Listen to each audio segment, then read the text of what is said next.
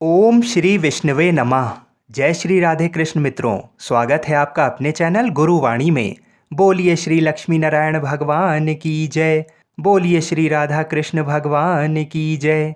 भगवान श्री लक्ष्मी नारायण जी की कृपा आप पर और आपके परिवार पर सदा सर्वदा बनी रहे। हिंदू धर्म में एकादशी तिथि का बड़ा ही विशेष महत्व माना जाता है। प्रत्येक माह में दो एकादशी पड़ती हैं, एक कृष्ण पक्ष में और दूसरी शुक्ल पक्ष में। ज्येष्ठ माह की शुक्ल पक्ष की एकादशी को निर्जला एकादशी का व्रत रखा जाता है। इसे भीमसेन एकादशी या पांडव एकादशी के नाम से भी जाना जाता है। वर्ष 2023 में निर्जला एकादशी का व्रत 31 मई दिन बुधवार को रखा जाएगा।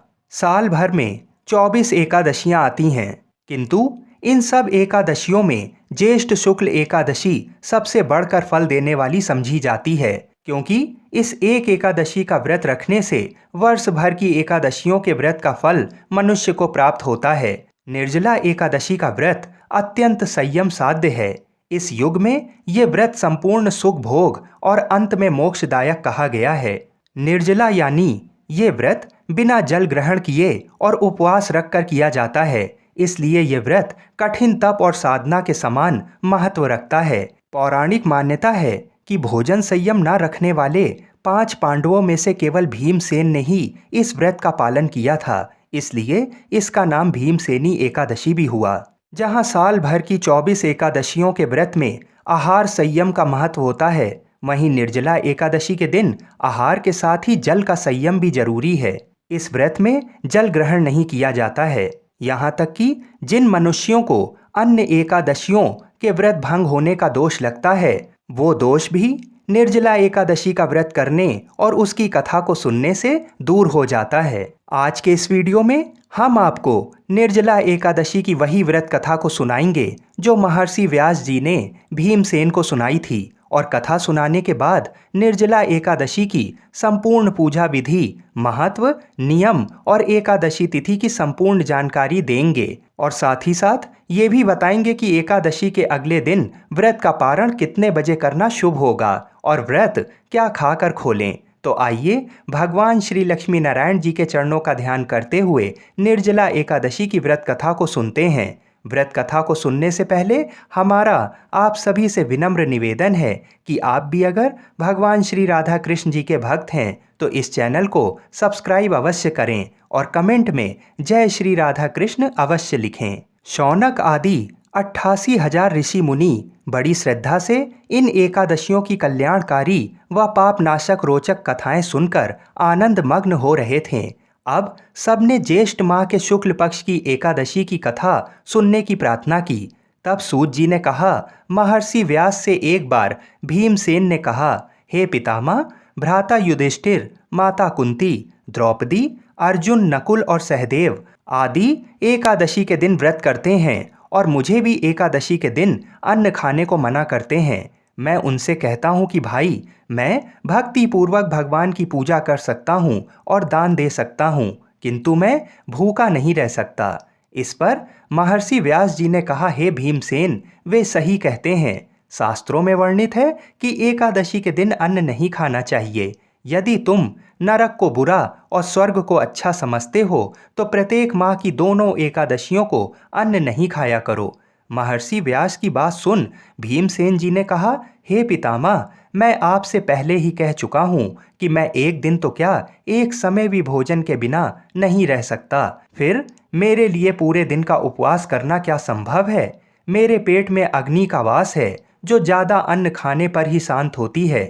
यदि मैं प्रयत्न करूं तो वर्ष में एक एकादशी का व्रत अवश्य कर सकता हूं। अतः मुझे कोई ऐसा व्रत बताइए जिसके करने से मुझे स्वर्ग की प्राप्ति हो सके।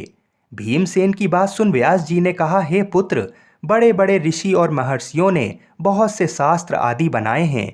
यदि कलयुग में मनुष्य उनका आचरण करे तो अवश्य ही मुक्ति को प्राप्त होता है। उनमें धन बहुत कम खर्च होता है। उनमें से जो पुराणों का सार है वह यह है कि मनुष्य को दोनों पक्षों की एकादशियों का व्रत करना चाहिए। इससे उन्हें स्वर्ग की प्राप्ति होती है। महर्षि व्यास जी ने कहा, हे वायुपुत्र, वृषभ संक्रांति और मिथुन संक्रांति के बीच में ज्येष्ठ माह की शुक्ल पक्ष की एकादशी आती है। उसका निर्जल व्रत करना चाहिए। इस एकादशी के व्रत में स्नान और आचमन करते समय यदि मुख में जल चला जाए तो इसका कोई दोष नहीं है, किंतु आचमन में 6 माह से जल से अधिक जल नहीं लेना चाहिए। इस आचमन से शरीर की शुद्धि हो जाती है। आचमन में 6 मासे से अधिक जल मदपान के समान है। इस दिन भोजन नहीं करना चाहिए। भोजन करने से व्रत का नाश हो जाता है। सूर्योदय से सूर्यास्त तक यदि मनुष्य जलपान न करे तो उसे 12 एकादशियों के फल की प्राप्ति होती है। द्वादशी के दिन सूर्योदय से पहले ही उठना चाहिए। इसके पश्चात भूखे ब्राह्मण को भोजन कराना चाहिए। तत्पश्चात स्वयं भोजन करना चाहिए। हे भीमसेन, स्वयं भगवान ने मुझसे कहा था कि इस एकादशी का पुण्य सभी तीर्थों और दान के बराबर है। एक दिन निर्जला रहने से मनुष्य पापों से मुक्त हो जाता है। जो मनुष्य निर्जला एकादशी का व्रत करते हैं उन्हें मृत्यु के समय भयानक यमदूत नहीं दिखाई देते, बल्कि भगवान श्री हरि के दूत स्वर्ग से आकर उन्हें पुष्पक विमान पर बैठाकर स्वर्ग को ले जाते हैं। संसार में सबसे उत्तम निर्जला एकादशी का व्रत है, अतः यत्न पूर्वक इस एकादशी का निर्जल व्रत करना चाहिए। इस दिन ओम नमो भगवते वासुदेवाय इस मंत्र का उच्चारण करना चाहिए। इस दिन गौदान अवश्य करना चाहिए। इस एकादशी को भीमसेनी या पांडव एकादशी भी कहते हैं। निर्जल व्रत करने से पहले भगवान का पूजन करना चाहिए और उनसे प्रार्थना करनी चाहिए कि हे प्रभु, आज मैं निर्जल व्रत करता हूँ, इसके दूसरे दिन भोजन करूँगा। मैं इस व्रत को श्रद्धापूर्वक करूँगा, मेरे सब पाप नष्ट हो जाएं। इस दिन जल से भरा हुआ घड़ा वस्त्र आदि से ढककर स्वर्ण सहित किसी सुपात्र को दान करना चाहिए। इस व्रत के अंतराल में जो मनुष्य स्नान तप आदि करते हैं उन्हें करोड़ों पल स्वर्ण दान का फल प्राप्त होता है। जो मनुष्य इस दिन यज्ञ होम आदि करते हैं उसके फल का तो वर्णन भी नहीं किया जा सकता। इस निर्जला एकादशी के व्रत के पुण्य से मनुष्य विष्णु लोक को जाता है। जो मनुष्य इस दिन अन्न खाते हैं उनको चांडाल समझना चाहिए, वे अंत में नरक में जाते हैं। ब्रह्म हत्यारे, मदपान करने वाले, चोरी करने वाले, गुरु से ईर्ष्या करने वाले, झूठ बोलने वाले भी इस व्रत को करने से स्वर्ग के भागी बन जाते हैं। हे अर्जुन, जो पुरुष या स्त्री इस व्रत को श्रद्धापूर्वक करते हैं उनके निम्नलिखित कर्म हैं। उन्हें सर्वप्रथम विष्णु भगवान का पूजन करना चाहिए, तदुपरांत गौदान करना चाहिए। इस दिन ब्राह्मण को दक्षिणा देनी चाहिए। निर्जला के दिन अन्न, वस्त्र, छत्र आदि का दान करना चाहिए। जो मनुष्य इस कथा को प्रेम पूर्वक श्रवण करते हैं तथा पठन करते हैं वे भी स्वर्ग के अधिकारी हो जाते हैं। इसके बाद भगवान कहते हैं कि अब मैं तुम्हें बताता हूँ कि इस व्रत में क्या करना चाहिए और क्या नहीं करना चाहिए और किन किन चीज़ों का दान करना चाहिए। इसे भी ध्यान पूर्वक सुनो। इस एकादशी का व्रत करके यथा सामर्थ्य अन्न, जल, वस्त्र, आसन, जूता, छतरी, पंखी तथा फल आदि का दान करना चाहिए। इस दिन विधि पूर्वक जल कलश का दान करने वालों को वर्ष भर की एकादशियों का फल प्राप्त होता है। इस दिन व्रत करने वाले को चाहिए कि वह जल से कलश भरे, वह सफेद वस्त्र को उस पर ढक कर रखे और उस पर चीनी तथा दक्षिणा रखकर ब्राह्मण को दान दे। तदोपरांत नियम अनुसार नारायण कवच का पाठ करें। इस दिन भगवान विष्णु की पूजा करें। किसी भी स्थिति में पाप कर्म से बचें। घर आए हुए किसी भी व्यक्ति का निरादर ना करें। माता पिता और गुरु का चरण स्पर्श करें। श्री विष्णु सहस्त्र नाम का पाठ करें। श्री राम रक्षा स्तोत्र का पाठ करें। श्री रामचरितमानस के अरण्य कांड का पाठ करें। धार्मिक पुस्तक का दान करें। ये महीना गर्मी का होता है, इसलिए प्याऊ की व्यवस्था करें।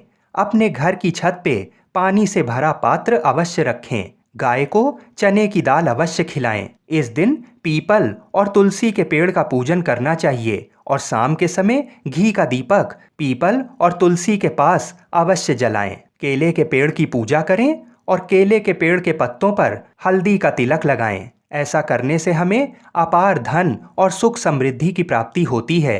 आइए अब जानते हैं कि निर्जला एकादशी के व्रत में क्या नहीं करना चाहिए। इस दिन किसी से भी अन्न किसी कीमत पे ग्रहण ना करें, किसी की निंदा ना करें, माता पिता और गुरु का अपमान ना करें, घर में चावल ना पकाएं, गंदगी ना होने दें और दिन के समय सोना नहीं चाहिए। रात्रि में जागरण करें और भगवान विष्णु की मूर्ति के समीप ही जमीन पर शयन करें। मित्रों, एकादशी के दिन भूल कर भी तुलसा दल नहीं तोड़ना चाहिए। इस बार निर्जला एकादशी बुधवार के दिन पड़ रही है, तो आप लोग एक दिन पहले यानी कि मंगलवार को ही तुलसा दल तोड़कर अवश्य रख लें और भगवान को एकादशी के दिन तुलसी मिश्रित जल अवश्य अर्पित करें और उसी जल से भगवान का अभिषेक करें। आइए अब काशी के पंचांग के अनुसार जान लेते हैं कि एकादशी तिथि कब से कब तक है। एकादशी तिथि प्रारंभ होगी 30 मई को दोपहर 1:07 से और एकादशी तिथि समाप्त होगी 31 मई को दोपहर 1:45 पर।